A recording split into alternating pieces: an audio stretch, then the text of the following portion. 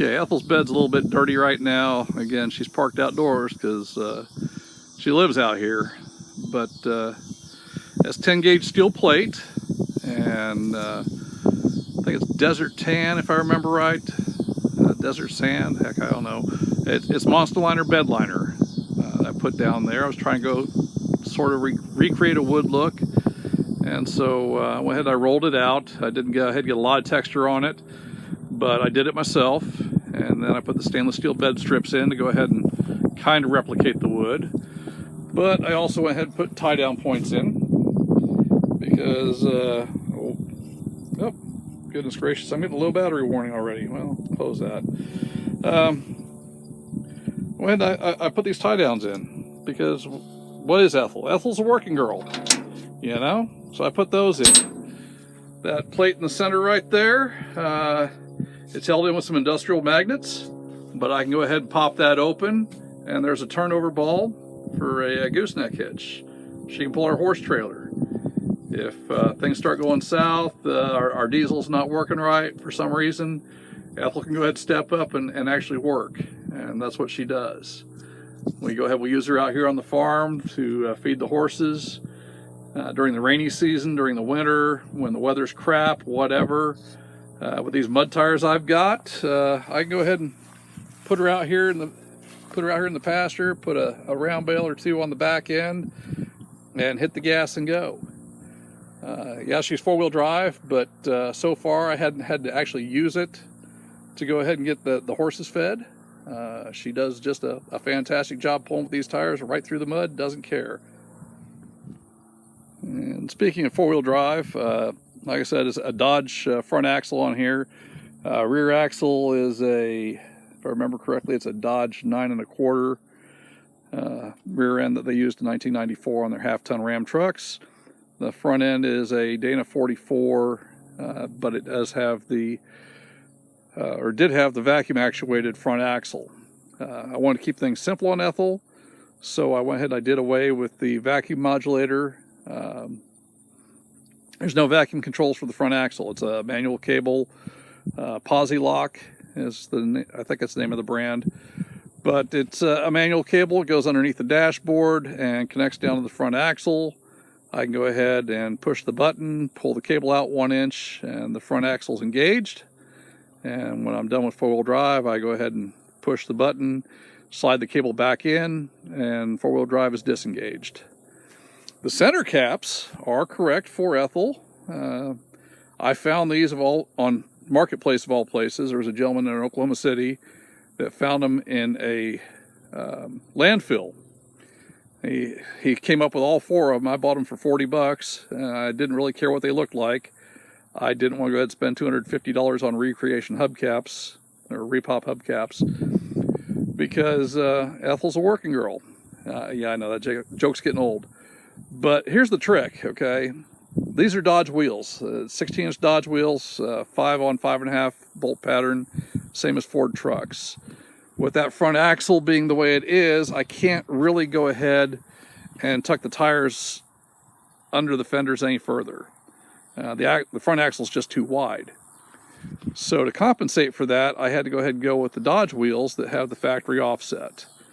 And I went ahead and I used the plastic poverty center caps from Dodge, and then I drilled a hole in them and ran a stud through them, and then I drilled another hole right here in the center of this cap and ran the stud through the middle and put a nylock nut on it. So all I need is a 7/16 wrench, spin this nut off, I can pull my hubcap off, and I can go ahead and pull my lug nuts, change my tire if I have to. And speaking of changing tires, well, let's see. Being the Dodge had a factory hoist for the spare tire, I have the spare tire hung in the frame. When it came to doing this frame, I had to go ahead and take 11 1/4 inches out of it. The frame itself is a two-piece frame from Dodge. It's riveted together depending on the configuration of the truck. In this case, I went ahead and I drilled out and cut the rivets, and then separated the back half with the rear suspension and the rear axle from the front half, and cut out 11 1/4 inches. I had a jig set up using the original Chevy frame to locate my body mounts. Figured out what my wheelbase needed to be, and then went ahead and slid the frame in to the correct length because the rear frame slides into the front half. So 11 1/4 off the front half, slide the rear frame forward into it, drill new holes, bolt it back together. Grade 8 hardware and red Loctite, and everything's nice and secure. If I was really that concerned about it, I could go ahead and weld it. However, the structure above that mounts the bed nice and level takes care of that issue. So it's secure, it's not going to go anywhere.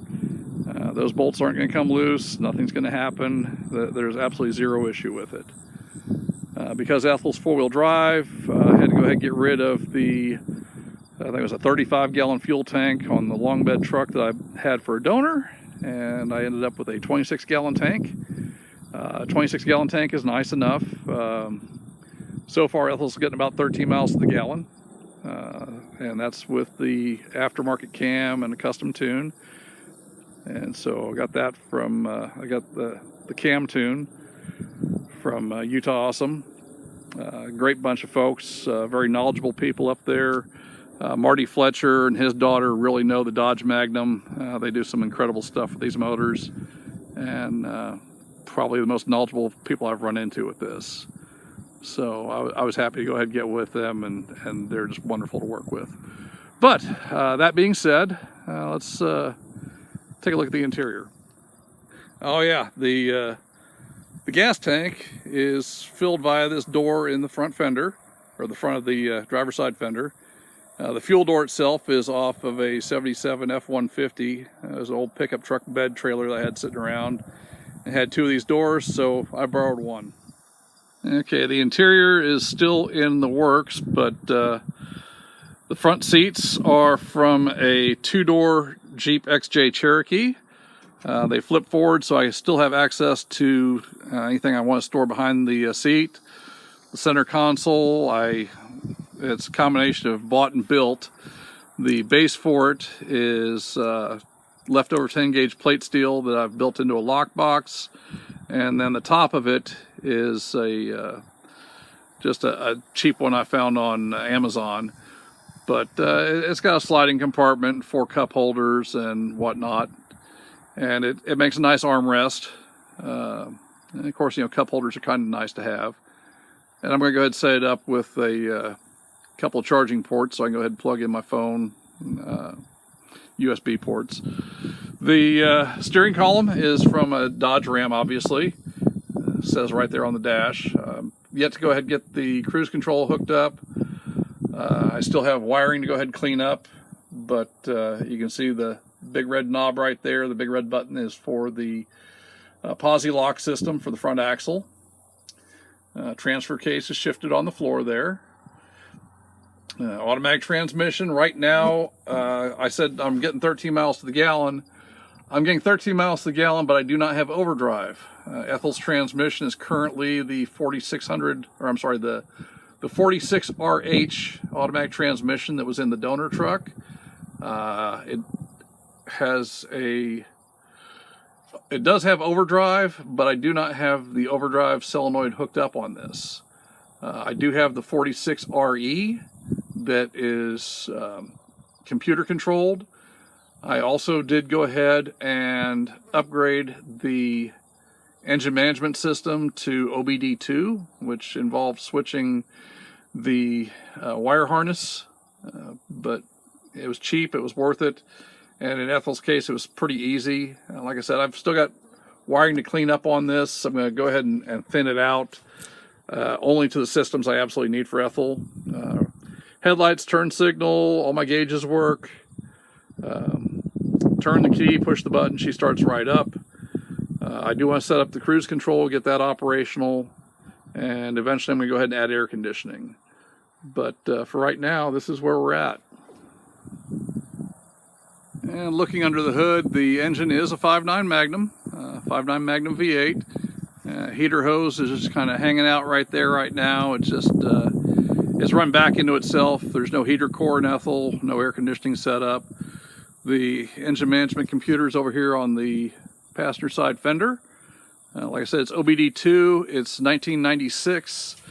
96 through 98 and a half did not require or didn't have the CAN bus system in it, so I don't have to have the Dodge dashboard, which made my life a lot easier. I go ahead and put the aftermarket gauge. Well, some of the aftermarket gauges I had, some of them I added, but no need for the factory dashboard, so that made me happy, and it's going to make Ethyl happy. When I go ahead and swap in the 46 RE, the computer can go ahead and manage that transmission, and I will have overdrive without having to go ahead and rewire anything. It'll just be a straight plug and play. So there's that. The boots, one more time in English. The brakes. Ethyl originally had the master cylinder under the floor, single pot, because that's how they all ran back when it was all drum brakes. In this case, well, before I got to this, like I said, I'd done a disc brake conversion on her when I was still running the GM front suspension, and I went ahead and got a kit to mount a booster on the firewall, Mustang 2 booster, master cylinder. Instead, I ended up using one off of, I think it was a 79 LTD, just because I found one in a scrap yard, and it was a good, cheap price. And again, I was not a rich man, so salvage yard parts, salvage yard prices. I went with that system, and it worked. But when it came to this, I was toying around with keeping the ABS, rear wheel ABS. So it kind of made sense to do this. Plus, using this system got me the swing pedal assembly for not only the throttle, but the brakes. So gas and brake pedal assembly from underneath the Dodge dashboard. I cut that out, trimmed it down to fit underneath the 57 dash. And then I cut a section of the firewall from the donor cab and used that to mount this booster and master cylinder. So I've got power disc brakes on the front, drum brakes on the back, and I can go ahead and I can put the ABS system into use if I want to. Right now I'm not messing with it. I've bypassed it. Not a big deal. She stops very, very well. So that works out for me. It's actually been quite simple. I like it. And since nobody makes a aftermarket Dodge wire harness for the Magnum series engines, going ahead and using the 96 wire harness and then paring down what I don't need is pretty much going to be up to me, but it's probably going to be a lot cheaper. It's just time consuming. It's an effort. And I've got the factory service manual, and I've dug through that and used that to sort out what I need to for the wiring. And it took a little bit to get things running, but I absolutely love it. My front porch. The front porch here ties into the factory Dodge frame. I did not stack the frames, but I did go ahead and retain a stub off of the 1957 frame to go ahead and mount the front bumper and the front core support. The core support is not mounted on the stub, but the front bumper is. That's tied into the Dodge frame where it swoops down. But I had these two openings right here at the end of the Dodge frame. I said, well, that looks kind of ugly, and it makes it look like a stacked frame, and I don't like it. And so rather than just cap it off and put two black caps underneath there, I said, well, you know what? Ethyl's a working girl. Yes, she is. So I'm going to mount a winch. And the winch I have in mind is old school, worn, model 8274. I almost lucked into one, and unfortunately somebody bought it before I get down to Texarkana. But that's what I'm going to mount up here, unless I find one I like. It looks kind of retro. But that's really what the front porch is for here. Right now it makes it handy because I can go ahead and stand up there and I can work under the hood if I need to. And it makes my life a little bit easier. But in the long run, that's what's going to be up there. It's going to be a winch. Ethel's a tall girl. She's got long legs. She's not lifted. I did go ahead and add 2-inch it was 2-inch blocks to the rear suspension. I didn't add them. I just got 2-inch taller blocks for the rear suspension because the rear suspension came with blocks. But there's a 2-inch rise on the back to go ahead and level her out without it sitting on the stock suspension. The back end set down just a little bit. I'm not into the whole Cali squat thing, so this is how we ended up. One more time. When it came to time to make the cab mounts, I went ahead and, like I said, I had a jig that I built up off the 57 frame. The 57 frame was sitting out here. I was using that to get my measurements. And I actually built a steel jig out of it was 1x2 rectangular tube, box tube, and welded it together. That way things weren't going to go ahead and move around on me. And used the factory cab mounts off the 57 frame to locate the new cab mounts on Ethyl. When it came to time to make the cab mounts for Ethyl, I had a 2-inch square tube laid down the length of the frame because the 57 frame is essentially flat and the Dodge frame is anything but. The Dodge frame arches over the front axle, dips down below the cab, and then arches up underneath the bed and runs flat underneath the bed. So rather than have a shallow bed like some guys have done, I went ahead and laid the 2-inch square tube on top of the rear end of the frame and then brought it forward across the top arch of the front, and then went ahead and used my jig to locate where my cab mounts needed to be, and I built the cab mounts up to the bottom of that 2-inch square tube. I was using the bottom of that for the reference. So if I remember right, I think the cab mounts come up 7.5 inches or 7 inches up from the top of the Dodge frame to meet the cab floor. But as far as lift goes, the front suspension is unlifted. It's bone stock. The ride is actually quite nice. I went ahead and I reused the Dodge cab bushings, the insulator bushings.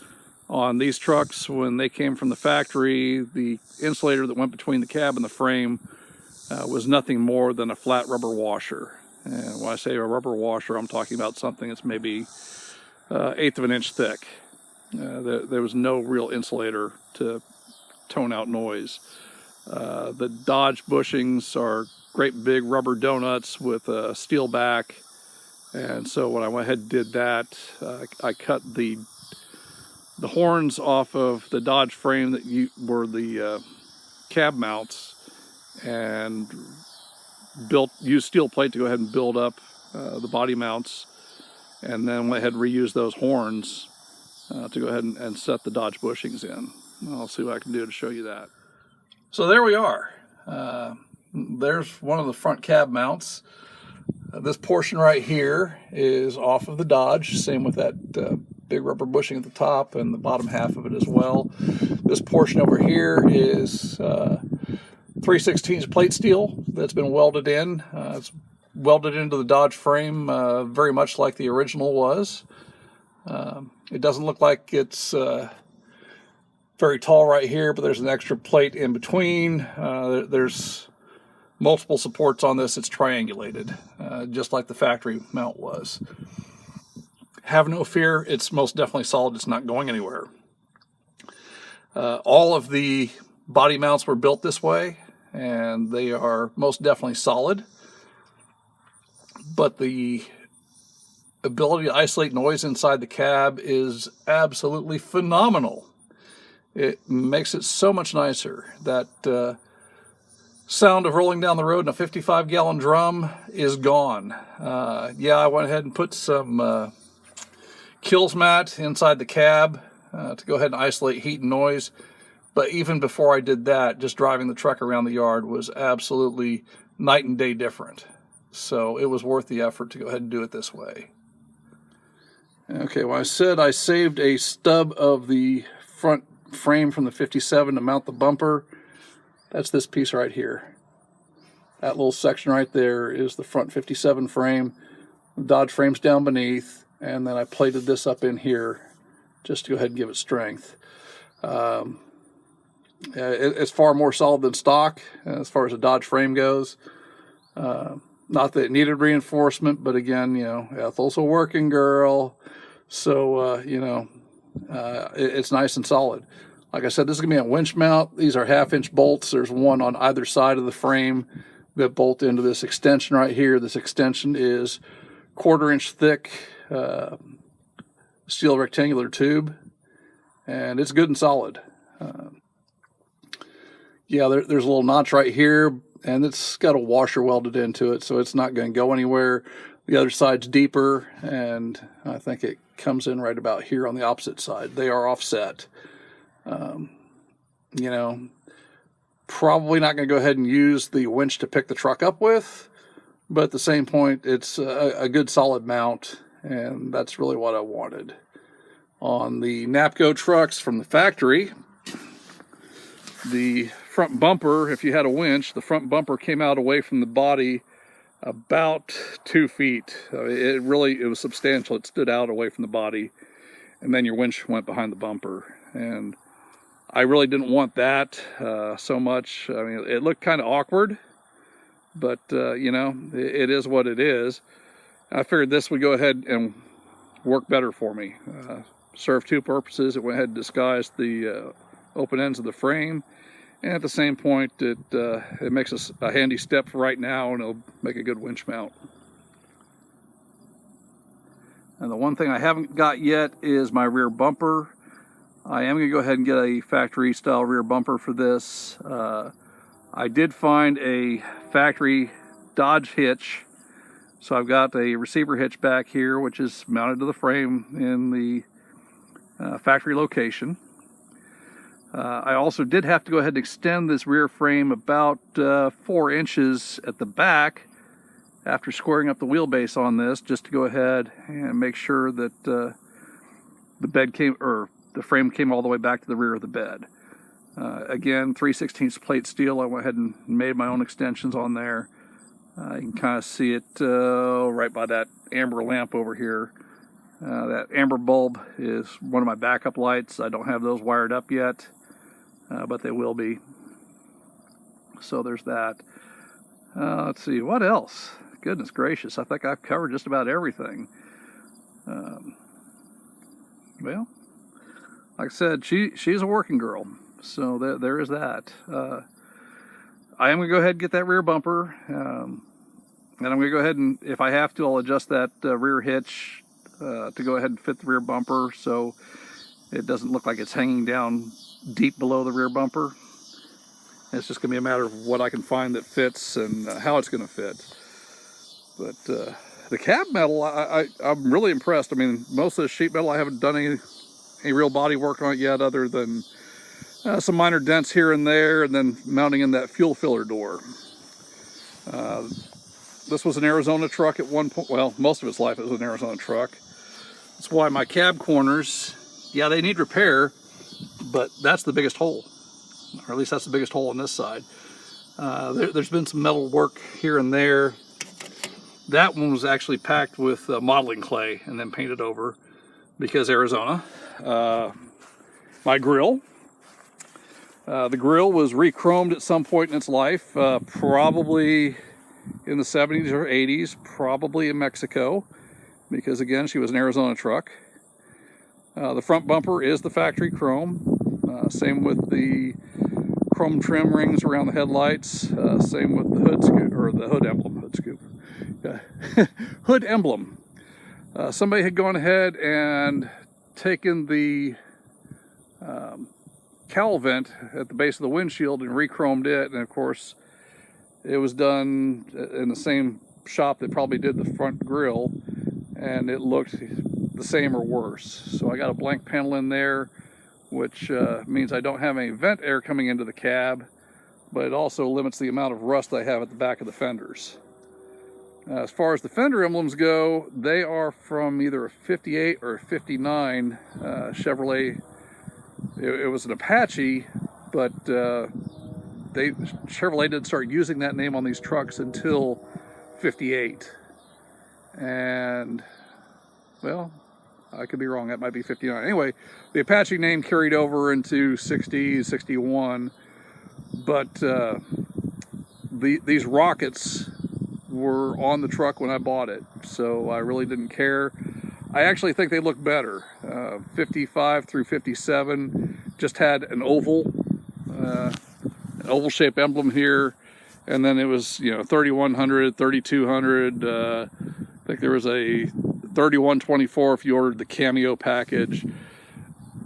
I thought the oval was kind of plain, and I'm into the whole space era cars and trucks, the wraparound windshields and whatnot, and so I thought the rockets were a nice touch. I didn't go out and purchase them. Like I said, they came with the truck, and I think they matched the look of the truck.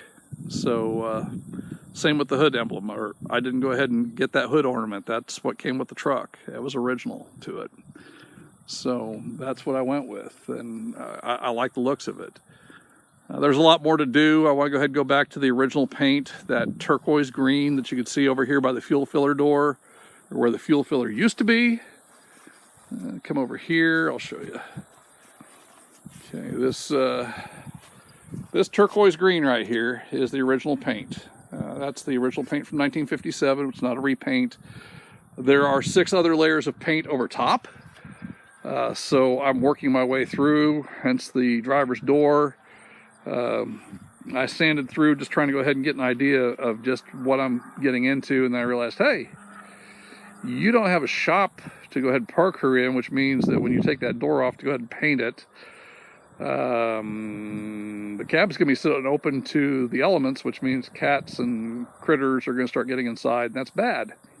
I don't want that, so I left the door alone for right now. I am going to go ahead and continue to work on the paint. I've been sanding off what I can. I think what I'm going to do first is do the hood. When I paint this, I'm going to paint a panel at a time. So I'm going to take the hood off, I'll sand it down and paint it, and then the front clip, I'll do the same thing with the fenders. Eventually I'll do the doors. The bed will come off, I'll do the bed, and I'll do the back wall of the cab, get all that done nice and clean. And then eventually I'll go ahead and do the whole cab.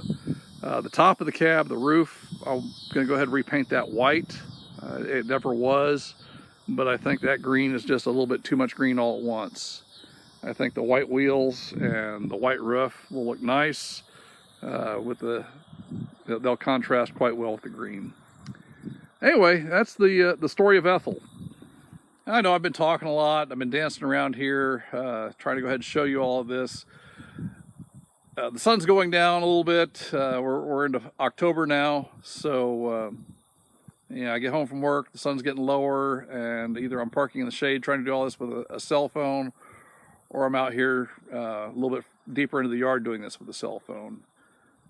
I'll shoot back behind me. You can see one of those round bales I drag out here into the pasture to feed from time to time. But like I said, I am building this truck not necessarily to be a show truck. I don't mind showing her off. I take her to some of the local shows just for giggles and grins.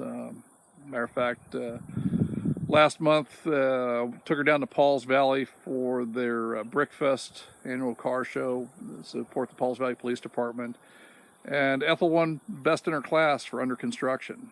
So I was surprised and pleased, because as much as it needs to be done, it was nice to see that there were a few folks out there that recognize there's been a lot of work that I've put into this truck. This has been 25 years of my life, 25 years of my wife's life working on Ethyl, and we're finally starting to go ahead and get a payoff. That set of plastic steps at the beginning of the video is so she can go ahead and get to the truck. She's got really bad knees and some other issues, so it's a mounting block for horses, but it makes it a lot easier for her to go ahead and get in and out of. And I would imagine if I ever had knee problems, I'd probably end up doing the same thing for me. But thank the Lord, right now I can go ahead and climb up in Ethyl without assistance, without inflicting pain. The Jeep seats really fit nicely. I like the way they fit the cab. They provide about as much leg room as you could possibly get in one of these. These cabs aren't roomy. I tried power seats out of a Tahoe in there, figuring, well, you know, the multi-way adjustable, I can go ahead and raise them up, I can tip them back, whatever. And I gave up probably 3 inches of leg room to make them fit, if not more. So I went back to the Jeep seats. With the Jeep seats and the tilt steering column, my 5'11" butt fits in there nicely. It's comfortable. I wouldn't mind spending all day driving this truck around. It wouldn't be uncomfortable at all, and that's what I was after. I've actually got Jeep seats from my 5-speed Grand Cherokee that I'd set aside to use in this, but they don't tip forward. Those seats are still like brand new, amazingly, and they're really comfortable, but and they'll bolt in. They'll bolt into these brackets and they'll fit pretty much like these seats do, but I can't fold them forward, which means I can't, well, I can still put stuff behind the seat, but I'd have to slide the seat forward and back to go ahead and have access. It's not a deal breaker, but a matter of convenience. So I may still go ahead and use them and swap these seats in for those. But either way, like I said, there's a lot more to do. She's still a work of labor of love, a work in progress. And I appreciate y'all hanging out with me for a little bit this afternoon and checking this out. And like I said, this is the Shady Tree Joe channel, so y'all have a wonderful afternoon, okay? See. There's one other detail I forgot about Ethyl that failed to mention when we were having our discussion. When I went ahead and put the engine in Ethyl, I ended up moving the engine back about 3 inches. Doing this gave me room for the electric fan up front. Not that there was a shortage of room, but I figured that by doing that, I'd ensure that I have more than enough room to go ahead and work with. This also meant that I went ahead and I set the engine back pretty much as far as I could without causing myself too much of an issue with the firewall. I can still go ahead and pull the distributor out without having to go ahead and struggle. Everything's back nice and tightly tucked, or at least as tucked as I can get it without interference with the firewall. And like I mentioned, the cam that's in here is not stock. And you can hear her rumble just a little bit.